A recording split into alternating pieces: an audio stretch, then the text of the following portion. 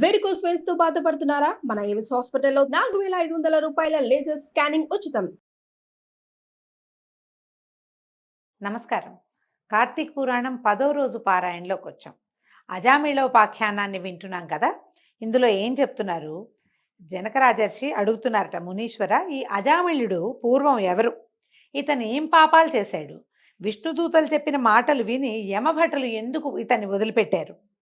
యముడి వద్దకు పోయి యముడితోటి ఏం చెప్పారు? ఒక వ్యక్తిని తీసుకురమ్మని భటుల్ని పంపించాడు యముడు. అతన్ని తేలేదు, ఒట్టి చేతులతోటి వెళ్ళారు. వీళ్ళు ఆయనకి ఏం చెప్పారు, ఆయన ఏమన్నాడు? ఆ వివరాలు అడుగుతున్నారనమాట. అప్పుడు వశిష్ఠుల వారు ఇలా చెప్పారట, యమదూతలు విష్ణుదూతల మాటలు విని శీఘ్రంగా యముని వద్దకు పోయి సర్వవృత్తాంతాన్ని నివేదించారు. మహానుభావ, మేము అక్కడికి వెళ్ళామండి, ఇదిగో ఇలా ఇలా జరిగింది అని చెప్పేశారు కల్లా. అప్పుడు ఈయన ఏమన్నాడంటే, ఏం చెప్పారు చూడండి. అయ్యా, పాపాత్ముడు, దురాచారుడు, పరమ దుర్మార్గుడు, నిందిత కర్మల్ని ఆచరించేవాడు అయినటువంటి అజామిళుణ్ణి తీసుకొని రావడానికి వెళ్ళాము.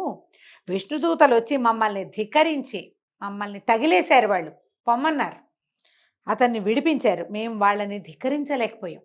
వాళ్ళు మమ్మల్ని ఇద్దేశారు, కానీ వాళ్ళని ఏమనాలో తెలియక అశక్తులమై తిరిగి వచ్చాము అని చెప్పేశారు కల్లా. ఆ మాటలు విని పరమకోపంతో యముడు ఈ అజామిళుని గురించి ఆలోచించి జ్ఞాన దృష్టితోటి చూసి ఇలా చెప్పాడట, ఈ అజామిళుడు పరమ దుర్మార్గుడు, నిందిత కర్మాచరణ పరుడు.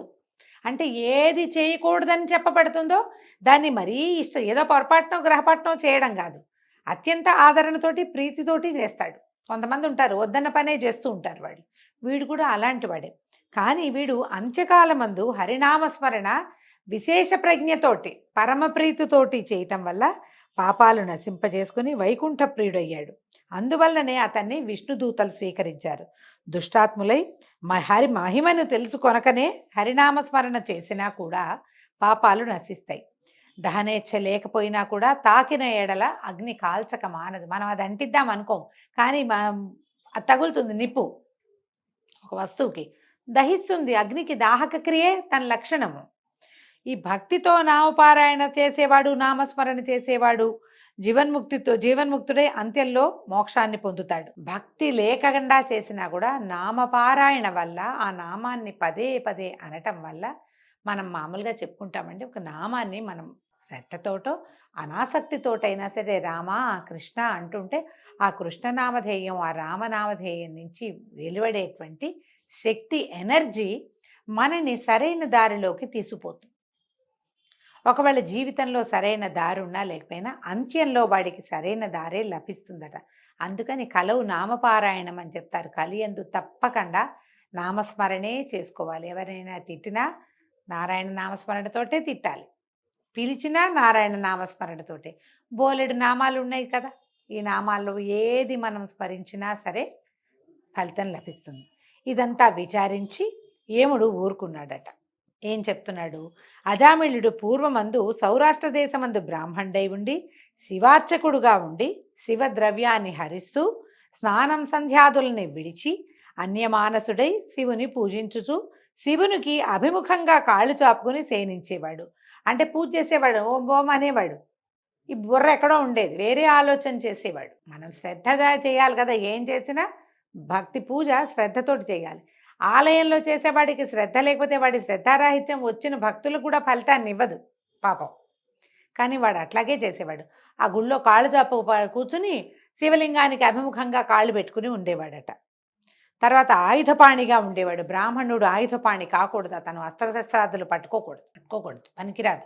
అసలు అర్చకులుగా ఉండేవాళ్ళు ఆయుధ ధారణ అసలు చేయకూడదు. కానీ వీడు ఆయుధపాణిగా ఉండి స్నేహితులతో కూడి నానాలంకారాలు అలంకరించుకుని ఇచ్ఛావిహారాలతో తిరుగుతూ బహుభాషి అయి మంచి యవ్వనంలో ఉండేవాడు. ఆ ఊరిలో ఒక బ్రాహ్మణుడు ఉన్నాడట, ఈ అజామిళుడు ఉన్న ఊరిలో.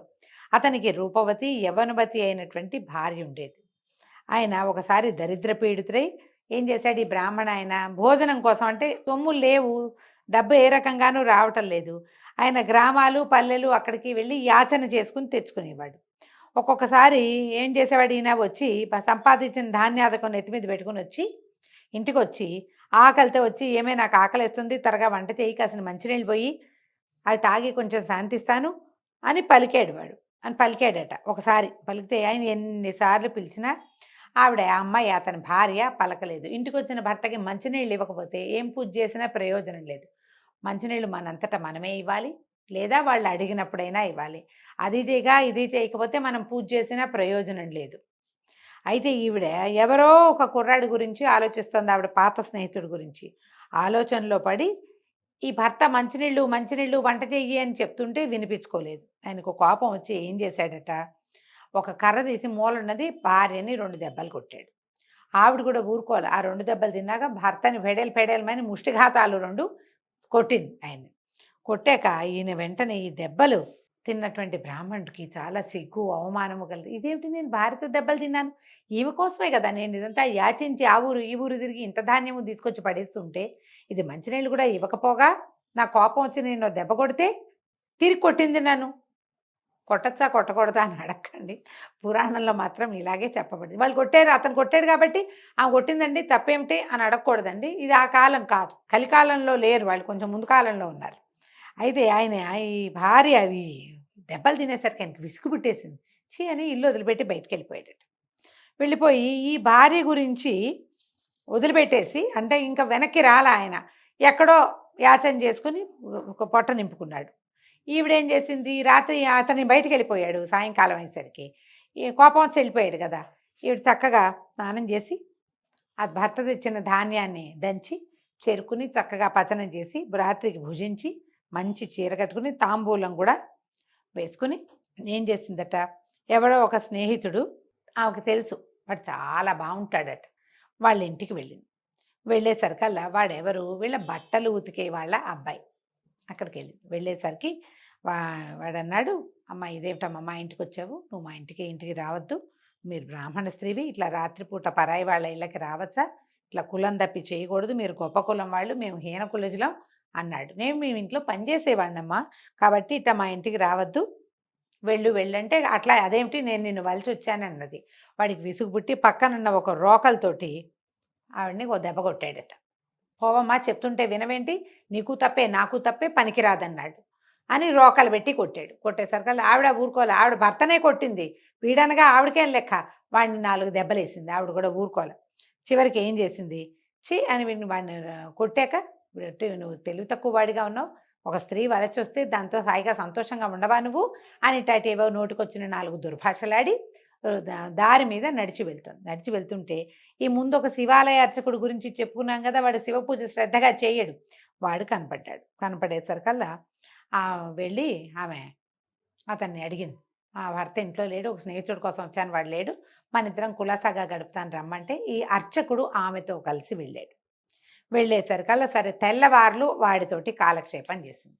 తెల్లవారు సూర్యోదయం అయ్యేసరికల్లా ఆవిడకి బుద్ధి వచ్చిందట, అయ్యో ఇదేమిటి ఇట్లాంటి పని చేశాను నేను, మా ఆయన ఎక్కడికి వెళ్ళిపోయాడో అని చెప్పి ఆయన ఎక్కడన్నాడో అని ఆ ఊరు ఈ ఊరు వెతుకుని పక్క ఊర్లో ఎక్కడో ఆయన ఎవరి బాకెట్లోనో పడుకుని ఉంటే, అయ్యో నన్ను క్షమించండి, పొరపాటున మిమ్మల్ని కొట్టాను, చాలా తప్పు చేశాను, మీరు రండి అని బతిమలాడి ఆయన్ని ఇంటికి తెచ్చుకుందట. గృహంలో సౌఖ్యంగా ఉంది. ఆ తర్వాత ఇలాంటి పనులు చేయలే, ఓసారే చేసింది ఈవిడ ఈ పని. తర్వాత కొంతకాలానికి శివార్చకుడు మరణించి యమలోకంలో పడి క్రమంగా రౌరవాది నరక దుఃఖాలన్నిటినీ అనుభవించి చివరికి భూమి యందు సత్వనిష్ఠుని కుమారుడైన అజామిళుడుగా జన్మించాడు. ఇప్పుడు మనం ముందే చెప్పుకున్నాం, ముందు పురాణాల్లో ఏం చెప్పాము, ముందు రోజుల్లో వీడు పందిగానో కుక్కగానో ఓరపందిగానో లేకపోతే పంది కుక్కగానో పుట్టాలి. అజామిళుడుగా ఎట్లా పుట్టాడు, పైగా పుట్టింది ఎక్కడ, సత్వనిష్ఠుడనే బ్రాహ్మణ కుటుంబంలో పుట్టాడు. ఎందుకు పుట్టాడండి అంటే ఇతను కొంతకాలం శివాలయంలో అర్చన చేశాడు. మనం చాలాసార్లు ఈ మాట వింటుంటాం, తెలిసి చేసినా తెలియక చేసినా అగ్నికి దాహక శక్తి ఉన్నట్టుగానే ఈ పూజా విధానాల వల్ల, లేదా ప్రతిరోజు తెల్లవారుజామునే స్నానం చేయటం వల్ల, శివాలయంలో దీపారాధనలు వెలిగించడం వల్ల అతనికి ఒక బ్రాహ్మణ కుటుంబంలో పుట్టేందుకు అవకాశం లభించింది. తర్వాత ఆయనకి ఇవి కూడా అయినాయి, మన ఉపనయనాది సంస్కారాదులు కూడా జరిగినాయి, పుణ్యం వల్ల ఇది లభించింది. కానీ సరైన ప్రవర్తన కలిగి లేడు, పాతకాలపు దుష్ప్రవర్తన వల్ల దుష్ప్రవర్తన వచ్చింది ఈ జన్మలో కూడా.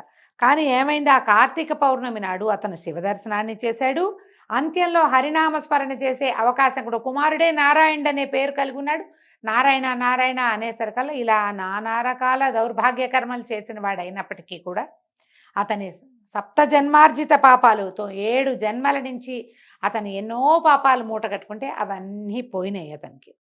ఈ బ్రాహ్మణి కూడా ఎవరైతే భర్తను కొట్టి తర్వాత ఎవరో స్నేహితుడిని కూడా కొట్టి ఇతనితో కలిసింది కదా, ఆమె కూడా కొంతకాలానికి మృతి చెంది నరకమునందు అనేక యాతనలు పొంది తిరిగి భూమి యందు కన్యాకుబ్జంలో ఒక చండాలుడికి పుత్రికగా జన్మించిందట. అతను ఆ పుట్టిన సమయం మంచిదా అని ఒక బ్రాహ్మణ ఆయన్ని అడిగాడట. అయితే ఆయన ఏమన్నాడు, అయ్యో ఇది తండ్రి గండాన పుట్టిందిరా, ఈ సమయం మంచిది కాదంటే ఈ చండాలుడు ఏం చేశాడు, ఆ శిశువుని తీసుకుపోయి నవజాత శిశువుని అరణ్యంలో వదిలిపెట్టాడు. వదిలిపెడితే ఒక బ్రాహ్మణ ఆయన ఆ దారిలో వెళ్తూ పసిబిడ్డ ఏడుస్తుంటే అయ్యో ఎవతో పిల్ల ఎవరో అని అనుకుని ఈ అరణ్యంలో వదిలిపెట్టబడినటువంటి చంటి పిల్లని తీసుకొచ్చి తన ఇంట్లో దాసీగా ఉన్న స్త్రీకి ఇచ్చి పెంచమన్నాడు. పిల్లకి అసలు పాలు పోయి పసిబిడ్డ వృధాగా చనిపోతుందంటే ఆ దాసి ఆమె పెంచింది. దాసి ఆవిడ కూతురుగానే ఉంది. ఆ దాసి ఆవిడ్ని కూతురునే ఈ అజామిళుడి దగ్గరికి తీశాడు. తర్వాత ఏమైంది, ఈ అజామిళుడి కథ ముందే చెప్పుకున్నాం కదా. అంటే పూర్వజన్మలో అజామిళుడితో కలిసి చేయకూడని పని చేసిన స్త్రీయే ఇక్కడ ఈ రకంగా జన్మించిందట అని చెప్పి, రాజోత్తమ ఇది నువ్వు అడిగిన ప్రశ్నకి సమాధానంగా చెప్తున్నాను. అజామిళుడి పూర్వవృత్తాంతము ఇది. హరినామ సంకీర్తనము పాపములకు ప్రాయశ్చిత్తము చేసుకొనుట.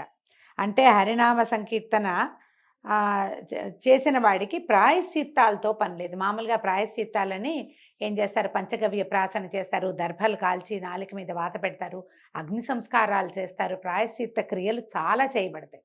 కానీ ఎవడైతే హరినామ సంకీర్తన చేస్తాడో వాడికి ప్రాయశ్చిత్తం అవసరం లేదు. శ్రద్ధగా చేస్తే మరింత ఫలితం ఇస్తుందన్నమాట.